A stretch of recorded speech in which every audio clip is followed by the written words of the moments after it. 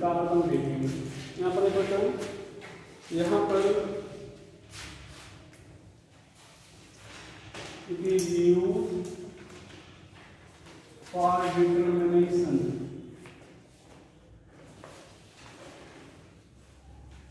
of age of fossil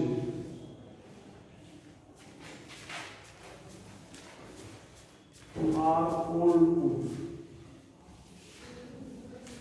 पुरानी लकड़ियों या फॉसिल की एज इससे डिटरमाइन करते हैं। यहाँ पर ध्यान देना, यहाँ पर नाइट्रोजन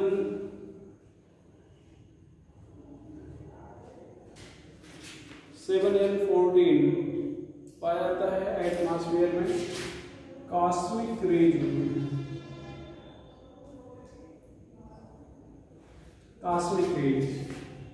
रेज के कारण एक पॉजिट्रॉन निकलेगा 6C14, ये प्लस यहाँ पर +1 E, इसको आप पॉजिट्रॉन कहते हैं। क्या कहते हैं? पॉजिट्रॉन। पॉजिट्रॉन को आप एंटी इलेक्ट्रॉन कह सकते हो। ठीक है, जो चार्ज यहाँ से इलेक्ट्रॉन के बराबर है, लेकिन चार्ज यहाँ पर पॉजिटिव चार्ज होगा। यहाँ पर ध्यान रखना। अब ये अच्छा किस रेज के कारण ऐसा होता है? कॉस्मिक रेज के कारण भी पूछा जाता है, तो भी ध्यान रखिएगा। अब यहाँ पर देखिएगा एटमॉस्फेयर में जो ऑक्सीजन है, ये इससे रिएक्ट करके CO2 गैस बना देगी। क्या बना देगी? CO2 gas. ये फोटोसिंथेसिस में भाग लेगी और ये स्टार्च में बन जाएगा। किसमें बन जाएगा? स्टार्च। कहाँ पर पाया जाएगा? प्लांट में। ये प्लांट या तो खुद ही और या इसका जो स्टार्च फूड है वो खा लिया जाएगा किसके द्वारा? एनिमल के द्वारा।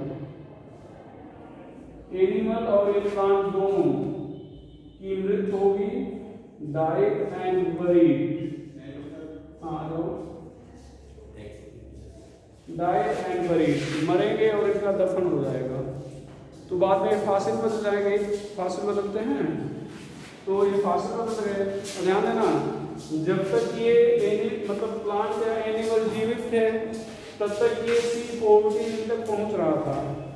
तो पहुंच रहा था, कुछ पहुंच रहा था, कुछ टूट रहा था, तो कंसंट्रेशन कांस्टेंट था। लेकिन जब ये मर गए तो C14 पहुंचेगा? नहीं पहुंचेगा। तो जो था तो वही रहेगा, वही टूटेगा। ठीक है, तो इस तरह से होता है। तो यहाँ पर हम लोग टाइम अगर देखते हैं तो यहाँ पर 2.303, यहाँ पर lambda log C14 in new would, C14 in old would. यह ध्यान रखना, कई बार ध्यान देना, हम लोग जानते हैं concentration is directly proportional to rate of reaction. ठीक है, तो यहाँ पर जो रेट है हम लोग कैसे मेजर करते हैं? जो रेडियो एक्टिव है उसका रेट कैसे मेजर करते हैं? सिंटिलेशन चैम्बर मेथड में सिंटिलेशन चैम्बर होता है जिसमें कितने अल्फा बीटा पार्टिकल निकल रहे हैं उनको काउंट करते हैं, काउंट रेट बोलते हैं। तो अगर अल्फा बीटा पार्टिकल ज्यादा निकल रहा है, इसका मतलब ज्यादा न्यूक्लियस टूट रहे हैं, रेट ज्यादा है। कम निकल रहे हैं, कम न्यूक्लियस टूट रहे हैं। ठीक है, तो यहाँ पर हम लोग कह सकते हैं इसको क्या है, इसको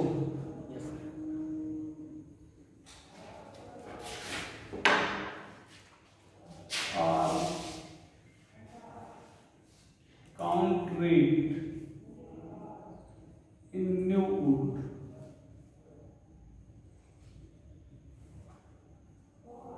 count rate in old would. तो नई लकड़ी में काउंट रेट क्या है और पुरानी लकड़ी में काउंट रेट क्या है?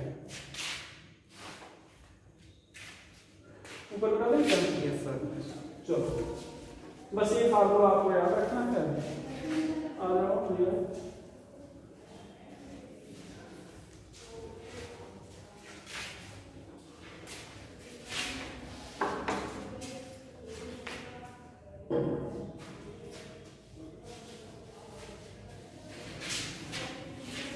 C14 in new wood, C14 in old wood. ठीक है, या count rate in new would, count rate in old would.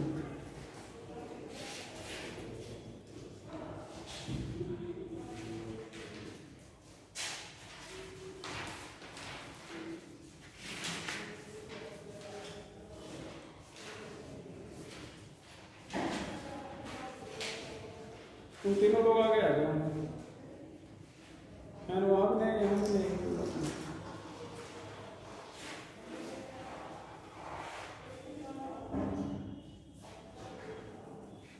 ठीक है, अब एक क्वेश्चन लिखेंगे हम लोग.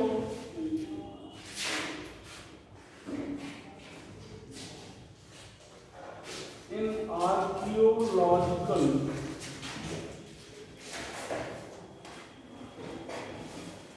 study of anode, it was found that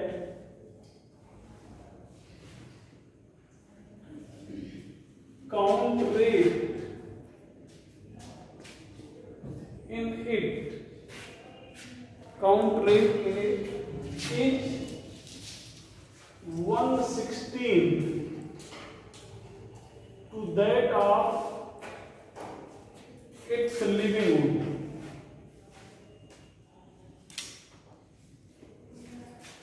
Find age of this wood. Archaeological मतलब पुरातत्व या प्राचीन. ठीक है, काल की लकड़ी है, उसकी स्टडी की जा रही है. तो ये पाया गया कि इसमें जो काउंट रेट है, मतलब इस लकड़ी में जो काउंट रेट है, अगर इसके किसी जीवित पौधे के लिए, मान लो आम की कोई लकड़ी है, तो आज इसका पौधा जीवित, तो मतलब जिस पेड़ की रही होगी तो जीवित नहीं, लेकिन आम का कोई दूसरा ले लो, जीवित जो पौधा है. ठीक है, तो जीवित पौधे में देखो काउंट रेट कितना है और उस मरी लकड़ी में कितना है. ठीक है, तो दोनों का रेशियो ले लो. तो जो मरी हुई लकड़ी जिसका अध्ययन कर रहे हैं उसमें कितना है. अच्छा, एक चीज और थोड़ा सा, T½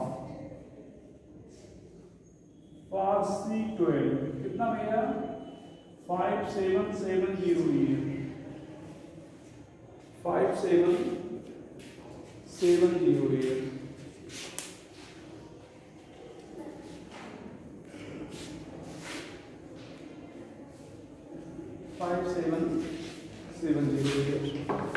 तो यहाँ पर क्या कहते हैं भैया, इधर से बात हो गई ध्यान से.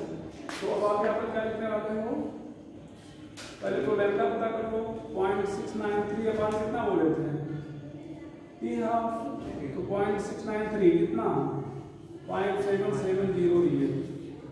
अब लोग भैया टाइम पता करना है, 2.303 upon lambda log count rate.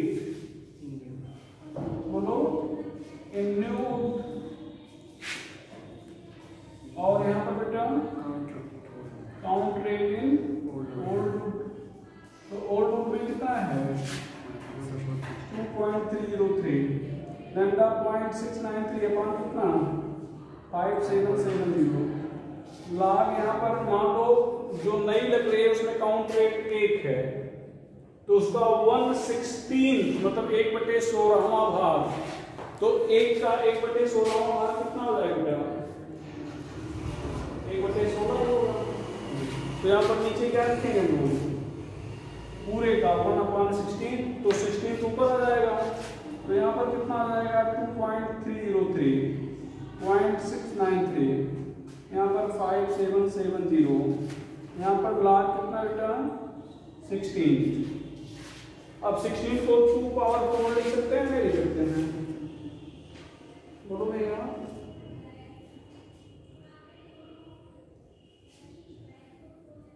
अब यहाँ पर क्या लिखें, log 2⁴ ना बेटा, 2.303, 0.693, यहाँ पर 5770, यहाँ पर 4, log कितना भैया 2.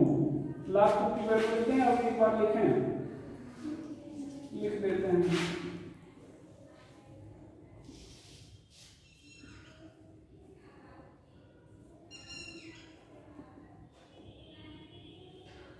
इन दोनों का मल्टीपल इसके बराबर होगा, तो कितना आ जाएगा 5770 इंटू 4 ईयर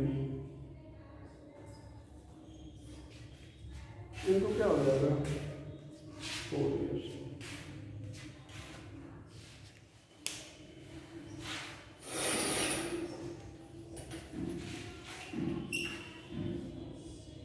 कोई एनसीईआरटी लाया है क्या?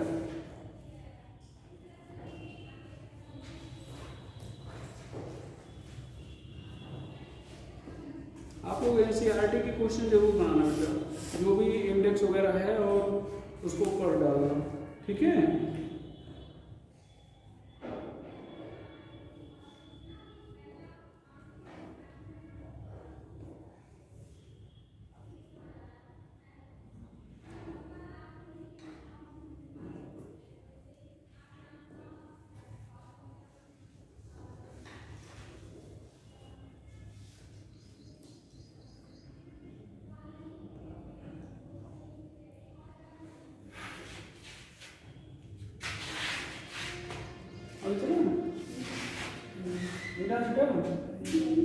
तो ये सारे क्वेश्चन आपको रेडियो एक्टिविटी वाले चैप्टर में भी मिलेंगे, फिजिक्स का चैप्टर है, ठीक है।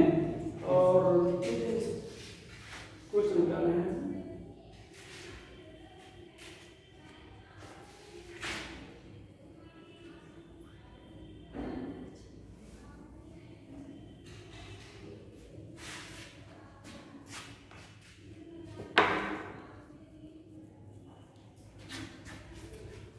for gaseous reaction।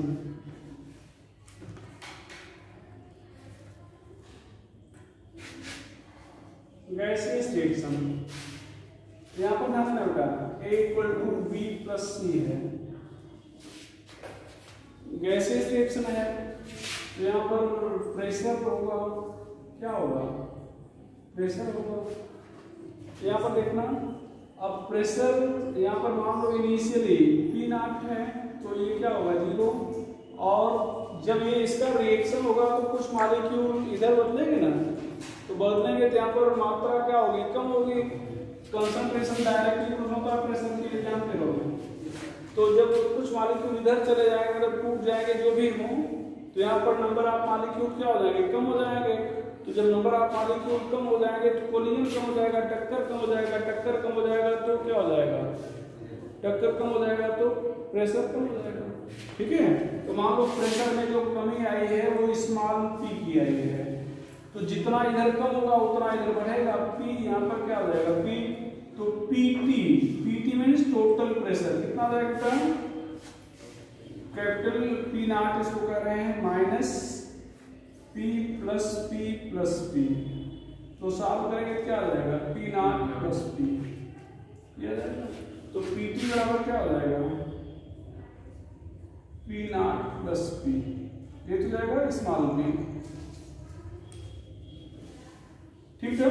अच्छा इधर जाना, यहाँ पर आप लिख रहे हो K equal to 2.303 upon T, log यहाँ पर आप क्या लिख रहे हो A upon A minus x ही तो लिखते हो, तो A क्या है इनिशियल कंसंट्रेशन और A माइनस एक्स क्या है कंसंट्रेशन आफ्टर टाइम t, तो इनिशियली कितना प्रेशर है P0, concentration directly proportional of pressure के, इसका मतलब यहाँ पर कंसंट्रेशन वहां पर क्या लिखोगे प्रेशर, तो यहाँ पर क्या लिखना चाहोगे बेटा 2.303 अपॉन T लॉग बेटा P0, यहाँ पर क्या रहेगा P0 minus P small p। अच्छा स्मॉल p की वैल्यू अगर हम यहाँ पर और आगे एक स्टेप बढ़ जाएं तो क्या हो जाएगा PT माइनस P0 हो जाएगा ना, ये इधर आ जाएगा, तो ये वैल्यू यहाँ पर सब्स्टिट्यूट कर दें तो क्या आ जाएगा बेटा 2.303 अपॉन T, बोलो बेटा लॉग P0 यहाँ पर P की वैल्यू क्या लिख रहे हो माइनस PT माइनस P0 लिख रहे हो, तो देखो ये ब्रैकेट खोलोगे तो माइनस माइनस क्या हो जाएगा प्लस, तो ये 1 प्लस पी नॉट, एक और पी नॉट, तो कितना पी नॉट हो जाएगा 2 P not minus P T.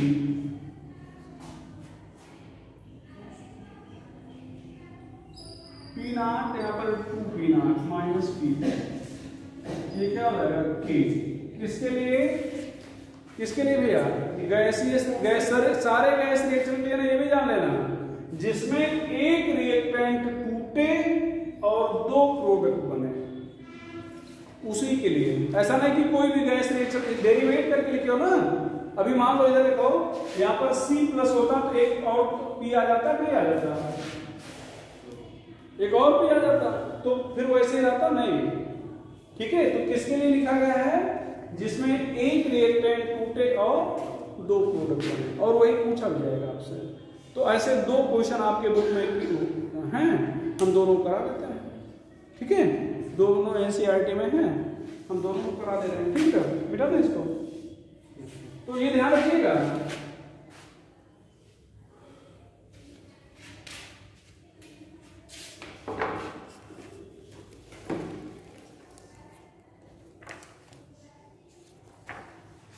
अच्छा, आपकी हिंदी मीडियम की बुक है, चलो कोई बात नहीं।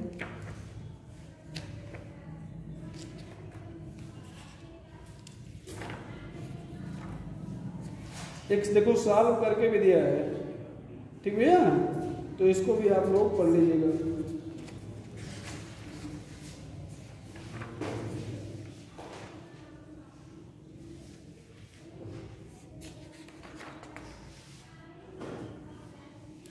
क्वेश्चन नंबर 20 और 21, 20 और 21।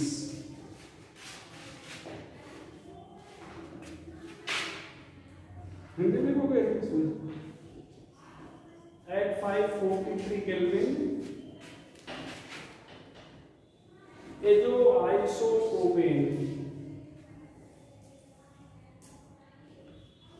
Isopropene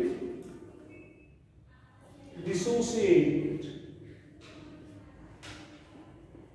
into nitrogen and hexane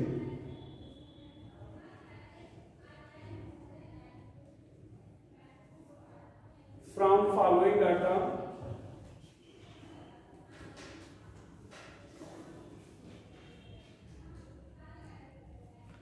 find rate constant. एक और चीज बता दें, वैसे जो कंपटीशन लेवल के क्वेश्चन होते हैं उसमें ट्रिकी क्वेश्चन होते हैं। ठीक है, बहुत कैलकुलेशन नहीं रहता उसमें, कॉन्सेप्ट रहता है, इजी कैलकुलेशन होता है। ठीक है, यहाँ पर कैलकुलेशन थोड़ा सा टफ है, लेकिन फिर भी कोई मना तो नहीं किया पूछना नहीं। ठीक है, यहाँ पर T, यहाँ पर क्या है, T ये सेकंड में है और ये प्रेशर, ये में माने जी, ये में माने जी। यहाँ पर 0 360 720, 0 पर है 35 54 और 63, बस ध्यान दीजिए बेटा, बेटा ना इसको। अच्छा, ये जो आइसोप्रोपेन का फार्मूला आपको मालूम नहीं होगा, मालूम है? मालूम है जो आइसोप्रोपेन नहीं, तो फिर लिखोगे कैसे, कैसे टूट रहा है, इससे मतलब नहीं है कि फार्मूला लिखो तभी काम चले। ये जो आइसोप्रोपेन को आप ए मान लो, किसमें टूटा, नाइट्रोजन में और किसमें, हेक्सेन में। यही तो भैया जरूर थोड़ा फार्मूला लिखता हूँ, कुछ भी रहा होगा, टूटा एक बना दूसरा बना, एक टूटा 2 बने, अलग फार्मूला बता दे रहे हैं। नाइट्रोजन डबल बॉन्ड नाइट्रोजन है तो उसको एजो कहेंगे, नाइट्रोजन डबल बॉन्ड नाइट्रोजन क्या कहेंगे, एजो। अब दोनों साइड में आइसोप्रोपेन जोड़ दो, CH CH3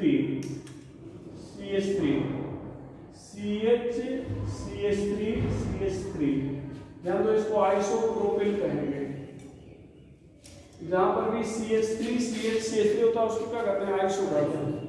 तो 3 इसलिए प्रोपेन कह रहे हैं, हालांकि आइसोप्रोपिल है लेकिन इससे जुड़ने के कारण प्रोपेन मान ले रहे हैं। तो आइसोप्रोपेन इधर भी रहेगा और बीच में नाइट्रोजन डबल बॉन्ड नाइट्रोजन ये जो हो गया, इसको हटा दो, इसको इससे जोड़ दो, 6 कार्बन का हेक्सेन बोल देंगे, 2 बोल देंगे। ठीक है भैया, तो खैर उससे मतलब नहीं, फार्मूला तो ये लिखते हैं, फार्मूला लिख दिया है ना। तो अब क्या लिखोगे कि इक्वल टू 2.303 T बोलो बेटा log P naught upon 2P naught minus PT 2.303। यहाँ पर टाइम देखो 3 टाइम दिया गया है, 1 टाइम, 2 टाइम, 3 टाइम। तो 0 वाला टाइम नहीं लिखते, कोई दूसरा टाइम लिखेंगे। ठीक है, 360 लिख रहे हैं। कितना लिख रहे हैं? 360। अब log P naught मतलब इनिशियल जो कंसंट्रेशन है कितना है? 35, 2 into 35 माइनस PT में क्या लिखा है कौन बताएगा?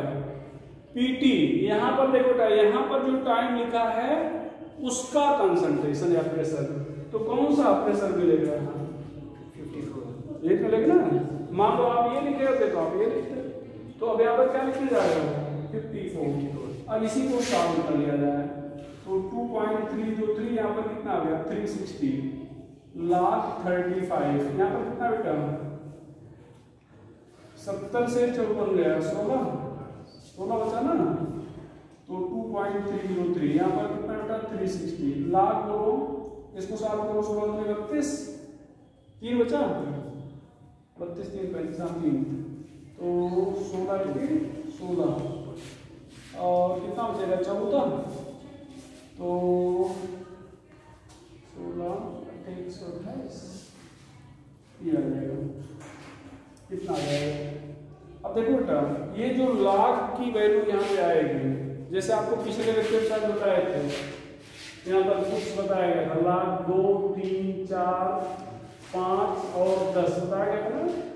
0.3010 कितना बेटा? 0.4771, 0.6020, 0.699, इसको आप 0.7 मान लोगे और 1 आ जाएगा। इतना तो आप याद रखोगे, हालांकि 4 को याद रखना जरूरी नहीं है। इसके बाद अगर कोई log आता है तो log की वैल्यू दी जाती है, इसका भी दिया जाएगा, लेकिन इसका याद रखना।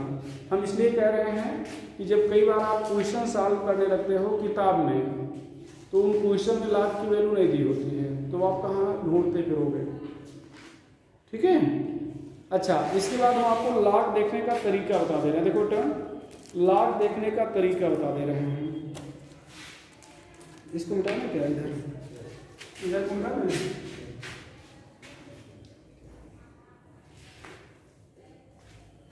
यहाँ पर देखो, ऐसे आप बुक पलटोगे तो ऐसे log टेबल बनी होगी।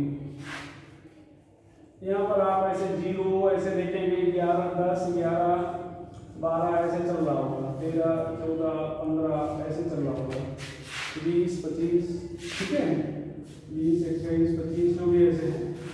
यहाँ पर एक बेटा इधर देखो, यहाँ पर ऐसे 0, 1, 2, 3 ऐसे लिखे होंगे, 4 लिखे होंगे, 4 से लेकर 9 तक लिखे, मतलब 0 से 9 तक लिखे होंगे।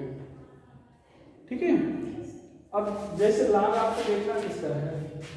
2.1 का, तो आप एक अंक इधर खिसका दें, एक अंक इधर खिसका दें, तो कितना हो गया? 21। कितना हो गया? 21, मतलब 2 अंक वाला आप लेंगे, तो 21 के आगे और 8 के नीचे,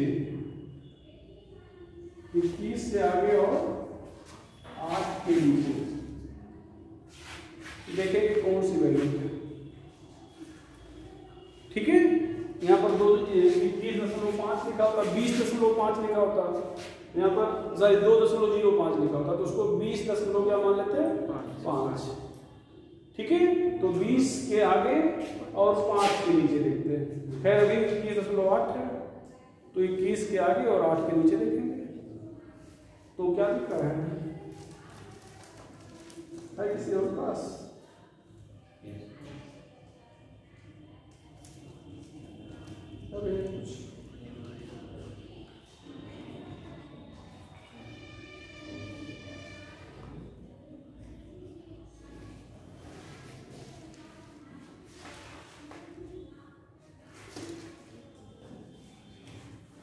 21 के आगे और 8 के नीचे 3 3 8 5 क्या दिख रहा है 3 3 8 5।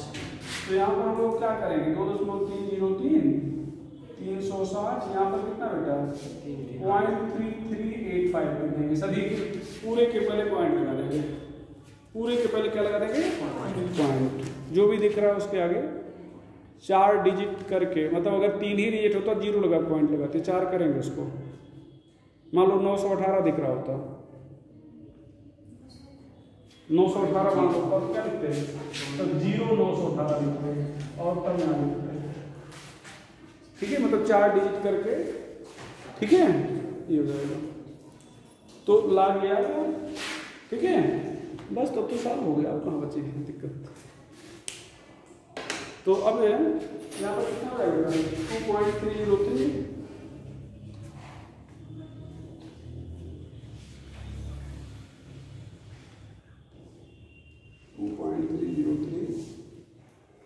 into 0.3385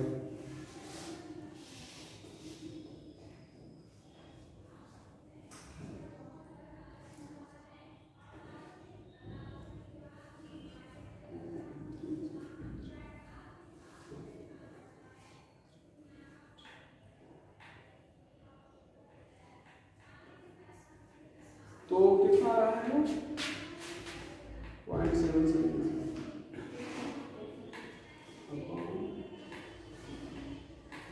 तो कितना आ रहा है फाइनली सॉल्व करने पर आ जाएगा 0.00216 ऐसे कुछ आ रहा है 2165। तो यहाँ पर देखो ये इधर देखो ध्यान से इधर यहाँ पर 1 0 2 0 ये 2 3 अंक के बाद दशमलव किसका देंगे तो 2.16 इंटू 10 पावर माइनस कितना आ गया 3 ये रेट कांस्टेंट हो गया। एक और चीज बता दें कितने डाटा यहाँ पे दिए गए थे क्वेश्चन में 2 डाटा एक तो 0 दिया गया तो वो डाटा नहीं मानेंगे 3 मतलब 2 टाइम 360 और 720। तो अगर आप कोई साइड बुक देखोगे जैसे बोर्ड लेवल की बुक है ना तो वहाँ जब कोई साइड बुक देखोगे तो वहाँ पर सॉल्व कैसे किए हैं इस रेट कांस्टेंट को 2 बार निकाले हैं इसको K1 बोल दिए हैं अगली बार यहाँ पर 720 लिखे हैं और यहाँ पर 63 लिखे हैं सॉल्व करके तो ये K1 हो गया और दूसरा क्या हो गया K2 K1 हो गया और क्या हो गया बेटा K2 दोनों को जोड़ के दोनों का क्या ले लिए हैं माध्य ले लिए हैं। लेकिन ऐसा नहीं होता अभी आप दूसरा भी सॉल्व करके देखना तो हमने 2.16 होता है ना वो 2.18 आएगा कितना आएगा 2.18 ऐसे ही कुछ आएगा पावर वही रहेगी। बहुत ध्यान दो जब फर्स्ट ऑर्डर रिएक्शन है तो उसके चाहे जितने डाटा लो आंसर लगभग सेम होगा थोड़ा आसपास मतलब बहुत हल्का सा वेरी कर सकता है ठीक है लेकिन बहुत डिफरेंस नहीं होगा। तो आपको यहाँ पर माध्य नहीं निकालना है आप कोई एक वैल्यू ले लिए निकाल के जो वैल्यू है वो बता दिए तो आप देखेंगे कि ऑप्शन में जिसके आसपास अब ऐसा नहीं कि एक 2.17 है तो दूसरा 6 है तो दूसरा 2.17 होगा दूसरा तीसरा 2.18 होगा ऐसा नहीं होगा। मान लो अगर सभी यही हैं तो 2.16 यहाँ पर 10 पावर -3 2.16 10 पावर -4 2.16 10 पावर -5 ऐसे बदलेगा ठीक है। या अगर यहाँ बदल रहे हैं तो डिफरेंस काफी ज्यादा होगा वो पॉइंट या बहुत हल्का फुल्का डिफरेंस नहीं आएगा। तो अब देखेंगे 2.16 के आसपास जो वैल्यू होगी वही आपका रेट कांस्टेंट हो जाएगा विदाउट ठीक है जी मिला बेटा। दूसरा क्वेश्चन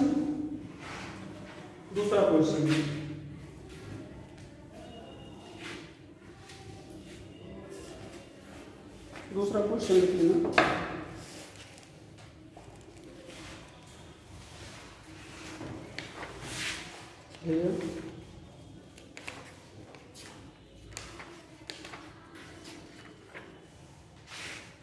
क्वेश्चन नंबर 21 ये थोड़ा सा और ज़्यादा इम्पोर्टेंट है ठीक है ये पूछने जाने लायक क्वेश्चन है।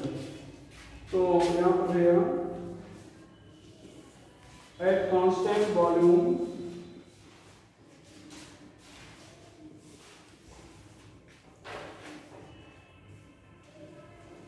SO2Cl2 dissociate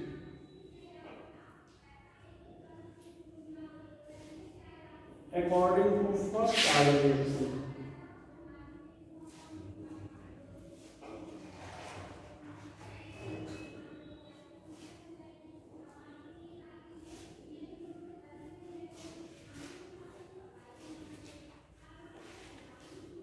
As follows.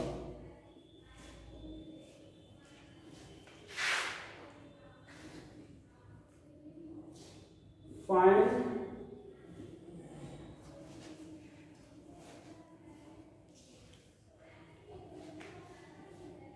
the rate of reaction at total pressure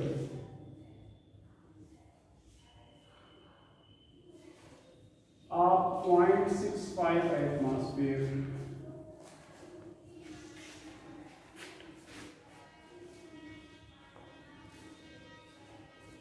Data are given below.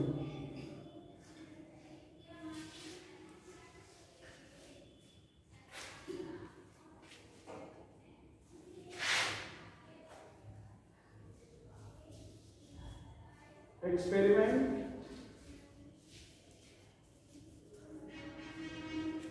Time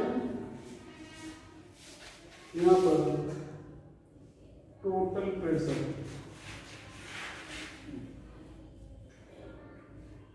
यहाँ पर मेरा एक्सपेरिमेंट 1 A2 0 100 0.5 0.6 ये है। अच्छा इधर देखना कोई रिएक्शन जो हुआ है एक इधर देखो A = B + C तो है भाई ए इसको A मान लें ये B मान लें ये C वही तो हुआ तो रिएक्शन का इक्वेशन डायरेक्ट लिख लेते हैं लिख रहे हैं बोल नहीं रहे हो कुछ तो यहाँ पर लिखना बेटा इधर लिखना तो क्या लिखा जाए K = 2.303 T लागू क्या लिखें P0 माइनस P2 आप लोग को क्या लिखा है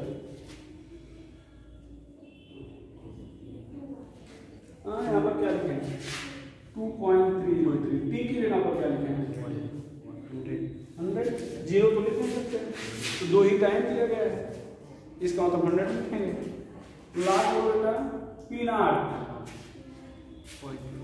0.5 यहाँ पर 2 × 0.5 माइनस करो बेटा 0.6 100 पर जो प्रेशर है अब देखो अब यहाँ पर क्या लिखने जा रहे हो 2.33 लाख 0.5 यहाँ पर एक आ जाएगा माइनस के 0.4 तो ये इसको हटा दिया जाए दशमलव तो 5/4 मतलब 1.25 तो 2.303/100 लाख 1.25 क्या किया जाता है कौन बताएगा हाँ किसके आगे देखना है 12 के आगे और 5 के नीचे आप लोग सही चल रहे हो तो 12 के आगे और 5 के नीचे देखा जाए तो अगर खोले हुए किताब को बता दो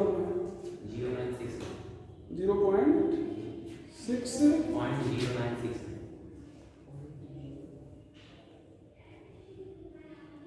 हाँ 0969 है ना तो यहाँ पर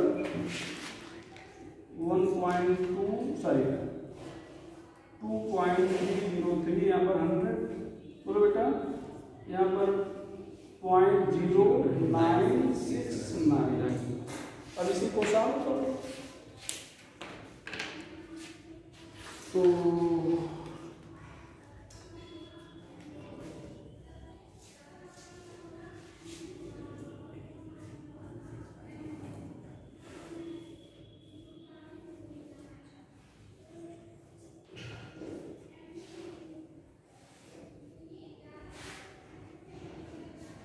तो यहाँ पर आ रहा है कितना 2.2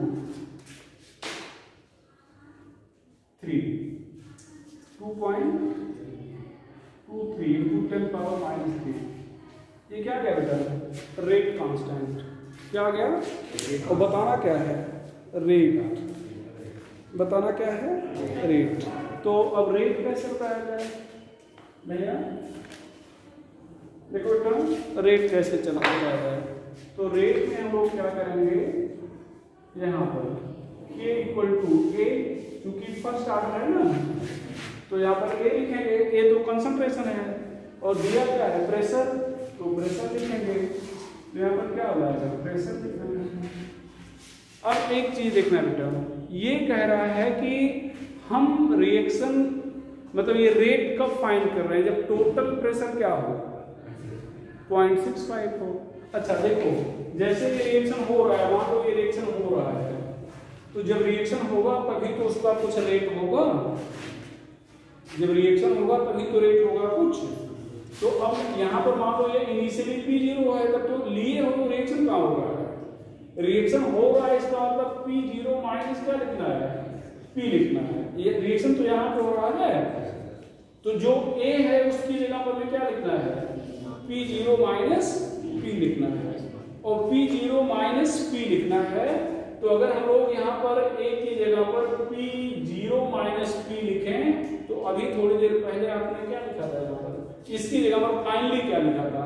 फाइनली आपने लिखा था 2P नॉट माइनस PT, ये तो लिखा था। तो यहाँ पर आप रेट इक्वल टू क्या लिख सकते हो? P नॉट माइनस P, या K इक्वल टू क्या लिख सकते हो बेटा? 2P not minus PT। यहाँ तक कोई डाउट हो किसी को तो मैं बताऊँ इस पॉइंट पे? हाँ, कोई दिक्कत बेटा? कहाँ? ये rate equal to K P naught minus P लिखे हैं, तो उसी को आगे बढ़ा रहे हैं। अब P नॉट माइनस P की जगह पर अभी स्मॉल p की वैल्यू तुम्हें मालूम नहीं है, स्मॉल p की वैल्यू में नहीं मालूम है। हमें मालूम क्या है? P नॉट मालूम है और PT मालूम है। हमें मालूम क्या है? P नॉट मालूम है और क्या मालूम है? PT। तो अब देखो बेटा क्या कर रहा है, इसकी वैल्यू अभी आपने क्या निकाला है? ये निकाला है ना, और 2 इंटू P नॉट कितना था? 0.5 था, और PT कितना है? 0.65। PT कितना है? 0.65, तो कितना हो जाएगा? 2.23 इंटू 10 पावर माइनस 3, यहाँ पर कितना आ जाएगा? 0.35। तो जरूरी नहीं कि कैलकुलेट करके पूरा पूछे, ऐसे भी पूछ सकता है। ठीक है, ये कितना आ जाएगा? 2.23, ऐसे लिखा उसका 0.35 इंटू 10 पावर माइनस 3, ये आंसर है।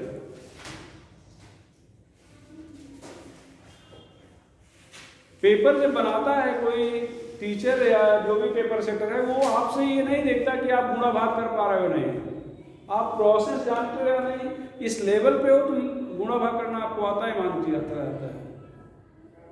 ठीक है, बस ये देखा था प्रोसेस आपको मालूम, यहीं पर रुका जा सकता है, ये भी ऑप्शन बनाया जा सकता है। वो क्वेश्चन में दिया गया बेटा, देखो ये देखो ना, जब टोटल प्रेशर 0.65 हो तब रेट बताना है। ठीक है, क्वेश्चन क्या कहा है कि आपको रेट कब बताना है? जब टोटल प्रेशर 0.65 हो। और कोई डाउट बताओ?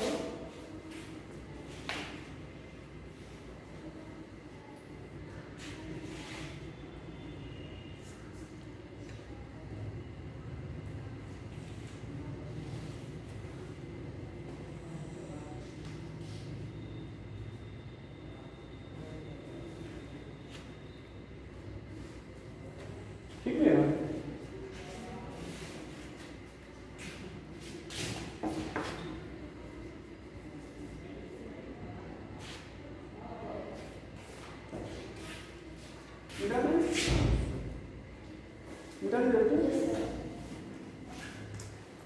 तो एक आपके बुक में ऐसा सॉल्व एग्जांपल है, जैसा 2 क्वेश्चन का है ना, एक सॉल्व एग्जांपल है एनसीईआरटी में, वो भी पढ़ लीजिएगा।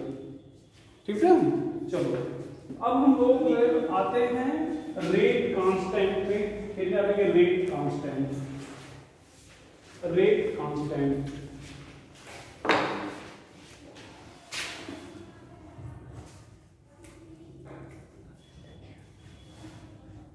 यहां पर देंगे remove that, यहां पर देखो का rate equal to k a power x b power y। इसको रेट कांस्टेंट को ज्यादा बेटर होगा कि स्पेसिफिक रेट कांस्टेंट कहा जाए। क्या कहा जाए? अच्छा, यहां पर ध्यान देता है इफ a इक्वल टू 1 मोल पर लीटर और v इक्वल टू भी 1 मोल पर लीटर हो जाए, अब बताओ तो क्या हो जाएगा? Rate equal to k 1 power x।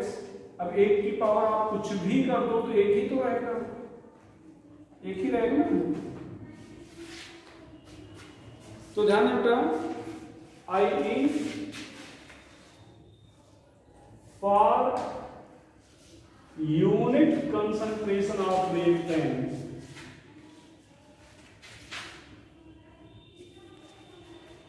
rate constant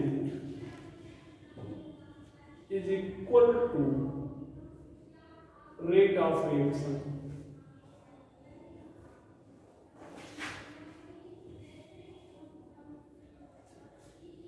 For unit concentration of reactant, rate constant is equal to rate of reaction।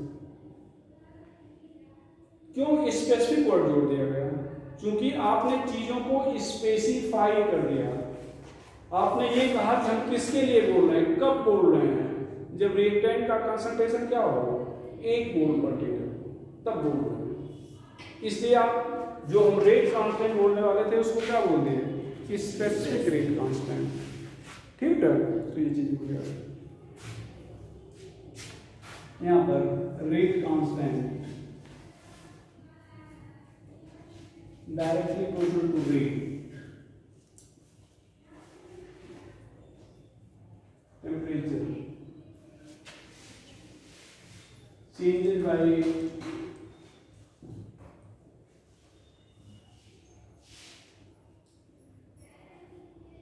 catalyst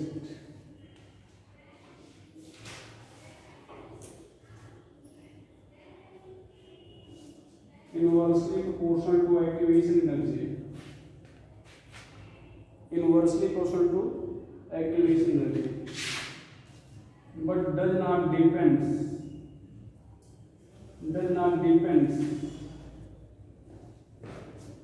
upon initial concentration। ध्यान देना, ये नोट करके लिख रहे हैं फॉर फर्स्ट ऑर्डर रिएक्शन। किसके लिए दिया? फर्स्ट ऑर्डर रिएक्शन के लिए। तो आपके बुक में क्वेश्चन ऑब्जेक्टिव बुक में बना हुआ है कि रेट कांस्टेंट किस पर डिपेंड नहीं करता। ठीक है, तो कंसंट्रेशन पर डिपेंड नहीं करता, लेकिन किसके लिए? फर्स्ट ऑर्डर में। ऐसा नहीं कि चाहे जो रिएक्शन ले लो। ठीक है, तो रेट कांस्टेंट रेट पर डिपेंड करेगा, टेम्परेचर के डायरेक्टली कुछ होगा, ये कैटलिस्ट के द्वारा बदल दिया जाएगा, एक्टिवेशन एनर्जी के इनवर्सली प्रोपोर्शनल में होगा। ठीक है, लेकिन कंसंट्रेशन से लोग क्या करें? But does not depend upon initial concentration. इसको बहुत बढ़िया से अंडरलाइन कर लो, इस पूरी लाइन को, और यहाँ पर नोट करके लिख लेना फॉर फर्स्ट ऑर्डर रिएक्शन। ये जो स्टेटमेंट होगा किसके लिए सही होगा? फर्स्ट ऑर्डर रिएक्शन के लिए सही होगा, सभी के लिए सही नहीं होगा। बताना इसको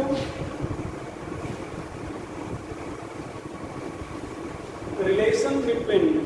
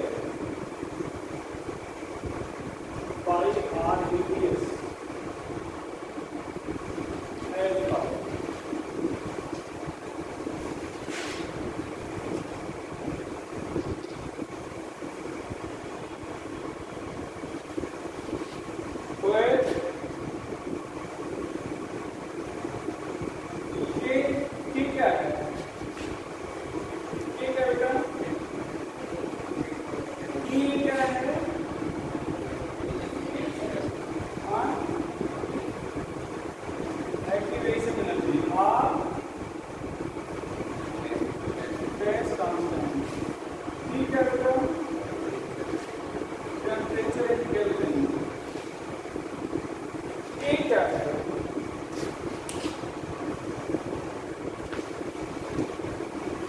क्या है?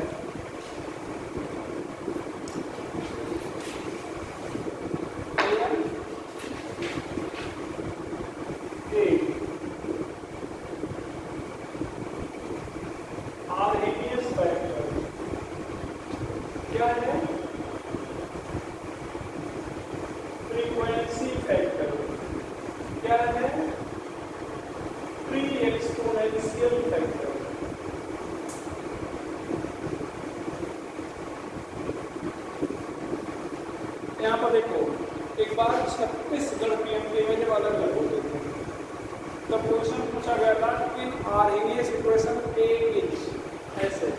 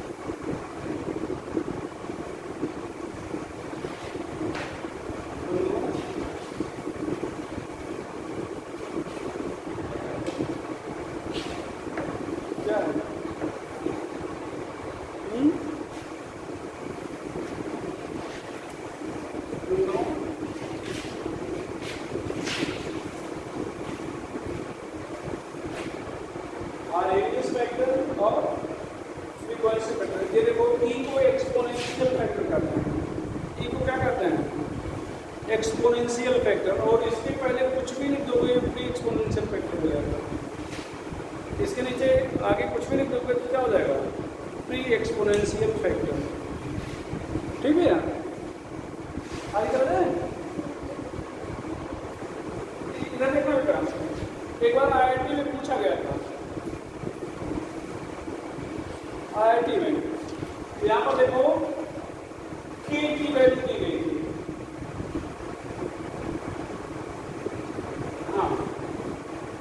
एक्टिवेशन एनर्जी दिया गया था, R दिया गया था, और सॉरी A की वैल्यू दी गई थी, K नहीं, A दिया गया था, A दिया गया था, EA दिया गया था, R दिया गया था, और कहा गया था eight infinite temperature what will be value of K। जब इतनी वैल्यू दी गई है तब लगेगा कि हमें सॉल्व करना है, लगेगा ना। लेकिन देखो यहाँ पर इनफाइनाइट वैल्यू रख दो, तो किसी भी चीज़ को इनफाइनाइट से गुणा करोगे तो इनफाइनाइट आ जाएगा। तो R इंटू इनफाइनाइट क्या हो गया? इनफाइनाइट। अब किसी भी वैल्यू को इनफाइनाइट से डिवाइड करने पर वैल्यू 1 हो जाती है, क्या होती है? 1। तो इसका मतलब की पावर क्या हो जाएगा? -1। क्या हो जाएगा? -1। सॉरी बोला क्या, किसी यहाँ पर इनफाइनाइट जो है ना, इनफाइनाइट से डिवाइड करने पर वैल्यू क्या हो जाती है? 0। इनफाइनाइट से डिवाइड करने पर वैल्यू क्या होती है? 0। तो किसी भी वैल्यू की पावर 0 होने पर वैल्यू 1 मान ली जाती है। तो इसका मतलब ये पूरा क्या हो जाएगा? यहाँ से आकर 1 हो जाएगा। तो के बराबर क्या हो जाएगा? 1। के बराबर क्या हो जाएगा? 1। यहाँ पर A की यूनिट होगी, ये सेकेंड इनवर्स क्या होगी? Second inverse. और अगर इसकी यूनिट सेकेंड इनवर्स है, इसका मतलब किसके लिए लिखा गया है?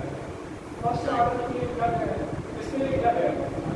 फर्स्ट ऑर्डर रिएक्शन के लिए लिखा गया है, तभी तो ये हो जाएगा एट इनफाइनाइट टेम्परेचर के बराबर क्या हो जाएगा? ये बराबर